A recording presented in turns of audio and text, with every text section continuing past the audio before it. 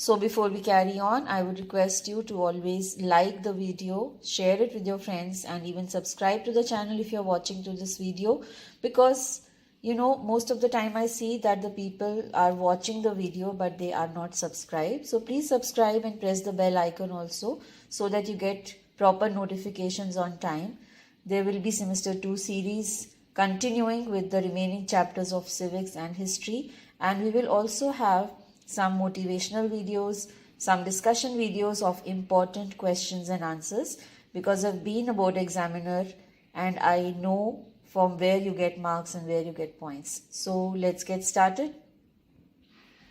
So the First World War, you will see again, you have to do the causes, nationalism and imperialism. Armaments race is cancelled, so you can cancel it out here as well. Division of Europe and Sarajevo Crisis is in syllabus, and the results, you only have to do the Treaty of Versailles. Territorial rearrangements are cancelled for this year, and formation of League of Nations is also cancelled. So whenever you do the chapter, the first paragraph is always important as an introduction to get you started with the chapter. So always read this paragraph. There may not be any question directly from here, but it will give you an idea of the chapter. Alright, then the causes of the First World War. There are important definitions here which you must mark. We have nationalism and imperialism. So this definition, nationalism, refers to the sense of unity felt by people who share a common history, language and culture. This one is an important definition because that can be directly asked. Then read the entire paragraph regarding nationalism. The other point here is, which I make my children mark as point number 2. First is nationalism. Next is definition of aggressive nationalism. Aggressive nationalism meant love for one's country and hatred of other countries. Each nation thought about its own national interest and did not care for the interest of other nations. So this is another definition. So you have to be very careful in the paper if they have asked you the definition of nationalism or they have asked you the definition of aggressive nationalism. That has to be different. And then there are examples of some territories due to aggressive nationalism which various countries wanted back because they had been taken by other countries during previous battles and wars. So here examples are important, like Italy wanted to get back the territory of Trentino Trieste from Austria, and Balkan states like Serbia wanted that their fellow nationals or Slavs who lived in other states should come together to form a greater Balkan state, because this is the reason the First World War started. So examples are important. So if you've marked, let's move on to the third part. In the same heading, you have another definition that countries started becoming imperialistic. So imperialism is the third definition you can mark. It is a system by which a powerful nation used to establish its control over another country, either by political pressure, infiltration, annexation, or by outright wars. So once conquered, this country was claimed as a colony, and these colonies were governed and administered by the imperial nation through the representatives or puppet government. The main example is India also, which you can always relate to. So the third definition here, important here, is imperialism. Directly for a 2 marks question they can ask you, or they can give it to you in an MCQ, and some keywords of the definition can be given and they can ask you, is it imperialism, it is aggressive nationalism, or it is nationalism. So you have to know all the 3 definitions thoroughly. Nationalism, aggressive nationalism and imperialism. So this entire thing you have to read. Mostly Asia and Africa were the continents where most of the colonies were made by the imperialistic countries. And the entire thing you have to read because this is all in syllabus. Then race for armaments has been cancelled, so this you can cancel out. It is not there in syllabus anymore for now. Third and very important part again is division of Europe into 2 hostile groups. So when we talk about division of Europe into 2 hostile groups, we have already done the chapter, so you will already know that the important terms here are the Triple Alliance and the Triple Entente. So, Triple Alliance, the major groups of countries which formed the Triple Alliance or signed the Triple Alliance were Germany, Italy and Austria-Hungary. And then on the other side, there was another group formed which was called the Triple Entente, and that was formed by France, England and Russia. These were the main signatories, although other countries joined them later. But in Triple Entente, you have to remember that later on Japan also joined the Triple Entente. So this part you can underline. They may ask you which country joined the Triple Entente later, because England, France and Russia were already a part of it. Which country joined it later? Then it will be Japan. So the two major groups or alliances which were formed before the First World War were Triple Alliance and Triple Entente. So you must know the countries which signed Triple Alliance and the countries which signed Triple Entente. So they were a group of countries which signed the alliance to support each other in case anything happens, because there was this aggressive nationalism and imperialism going on. So countries were really afraid of each other's designs, that they might be attacked. That is why they formed the two major groups of alliance, Triple Alliance and Triple Entente, before the First World War.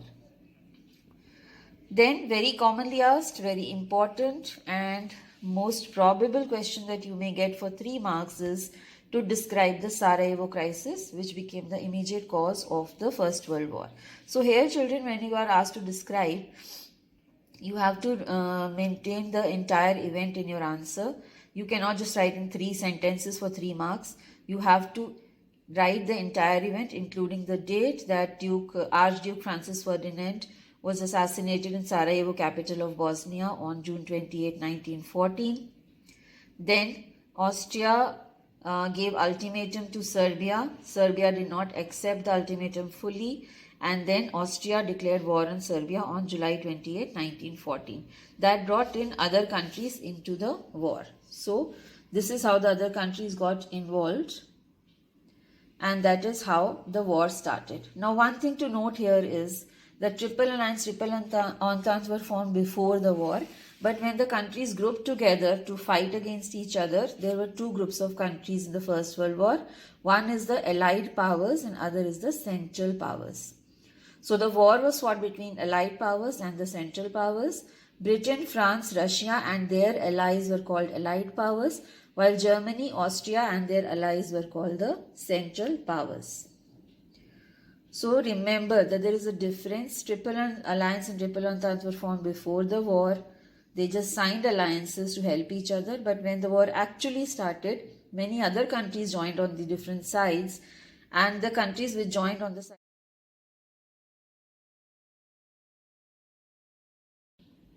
Events of the war are not in syllabus, so you can just cancel them off. They have never been in syllabus. So all these events can be cancelled very easily. War on the Eastern Front, Western Front, policy of blockade, even this part, war against Turkey. Entry of US into the war, again, is not in syllabus. Exit of Russia is also not in syllabus. End of the war is also not in syllabus, but it's interesting. I would really suggest you to read, because children are mostly interested in knowing about the war. So you can read it for your own, but it is not for the exam. Then we come to the results of the war. Extremely important, all the points under the Treaty of Versailles. Now, Treaty of Versailles was signed on June 28, 1919. Here they have given you introduction, how the treaty was framed and what happened. So it was signed in Versailles, which is a suburb of Paris, and later in Paris between January and June 1919. Deliberations happened between the winning and losing countries. And mainly the treaty's terms were decided by Woodrow Wilson, who was the President of the United States, Lloyd George, Prime Minister of Britain, and George Clemenceau, the Prime Minister of France. The defeated countries were not represented at the conference. Now, Treaty of Versailles was signed on June 28, 1919. So remember this date very well. And also the basis of the treaty negotiations were American President Wilson's 14 points. He had written some 14 points like what is to be done after the war, and on the basis of that the treaty was framed. Now children, each and every point of this treaty is extremely important for your exam purpose. Because the syllabus is reduced, you are only doing the treaty as a consequence. So remember to do each and every point very well, understand it very well. I'll give you tips and tricks here. See, you have clauses which refer to Germany's resources being used by the Allies and being taken over by the Allies, German colonies being taken over by the victorious Allies, and also how different countries gained from the treaty. Basically, France gained a lot from the treaty. So sometimes you get a question that how did France gain from the Treaty of Versailles? So you have to pick out those points and write them. So it is not that you can learn any 4 or 5 points and you will be able to answer everything. So I would suggest you to read all points of the treaty very well. One important word here is $33 billion. This number you have to remember as the war reparation or damages for war which had to be paid by Germany to the Allies. $33 billion. Remember this number. Then Germany had to supply huge quantities of coal to France, Italy and Belgium for 10 years. The area of Rhine Valley was to be demilitarized and German territory west of Rhine was to be occupied by Allied troops for 15 years. Germany lost Alsace-Lorraine to France, Eupen and Malmedy to Belgium, Schleswig to Denmark, and Danzig became a free port in the Polish territory. Germany ceded parts of her pre-war territory to Britain, Belgium, Poland, Czechoslovakia and France. So this is pre-war territory which was given away to these countries.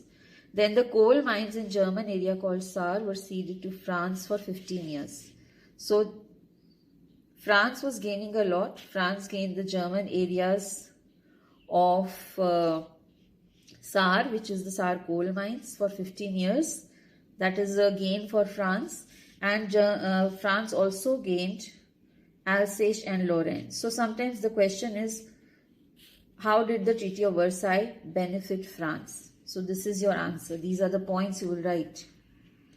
That France gained Alsace and Lorraine territories back from Germany. France also gained the coal mines in the German area called Saar, which were ceded to France for 15 years. Plus, France also gained some pre-war territories of Germany. Fine. So that is how the questions may be framed and each point of the treaty becomes very important. Germany lost all her colonies to the victorious Allies, Britain, Belgium, South Africa and Portugal. And then please focus on the map here so that you have a visual idea of the different territories which were lost by the different countries, including Germany. So this is the map of Europe after the First World War. The next point is German colonies in Pacific and the areas under her control in China were given to Japan. China was aligned with the Allies, but her areas under German control were given away to Japan. This point 9 is very important because it talks about crippling of Germany's military strength. Now this is also asked for 3 marks separately sometimes, so please focus on this point. German army was restricted to a force of 100,000 soldiers and navy was restricted to 15,000 men and 24 ships. So this is point 1. Point 2, navy was restricted. Point 3, the air force and submarines were banned. So for 3 marks you can write these 3 points, how Germany's military strength was crippled after the war. So this can be separately asked for 3 marks. That is why this point is important. Then you can be asked in short answers or multiple choice questions, which were the countries that became completely independent after the war, that is Belgium, Poland, Czechoslovakia and Yugoslavia. And the Covenant of League of Nations was added to the Treaty of Versailles. Till here you have to do all the points of the treaty as very important. This is cancelled. Territorial rearrangements you don't have to do. So you can just cancel it off. And formation of League of Nations is also cancelled. So no need to do this. And aims and objectives of League of Nations are also cancelled. So you just have to do the Treaty of Versailles. And as always, look at the chapter at a glance. There is a mistake in the book here. 1914 to 1918 the war was fought, and 1919 the Treaty of Versailles was signed. So causes of the war at a glance are given. Armaments race is not there. Other causes are there. And events you are not doing, so don't need to look at that. And then you are doing the results of the war. There you will focus on the Treaty of Versailles and its clauses, especially how France gained from the treaty and how Germany's military strength was crippled and what happened to the German colonies after the war. So that's all about the First World War chapter. I hope you found this video helpful, and if you found it helpful, please like it, share it with your friends, and if you haven't subscribed yet, please consider subscribing to the channel. It will really benefit and help you. So I'll see you in my next video on the Second World War very soon. Thank you, children. Bye-bye.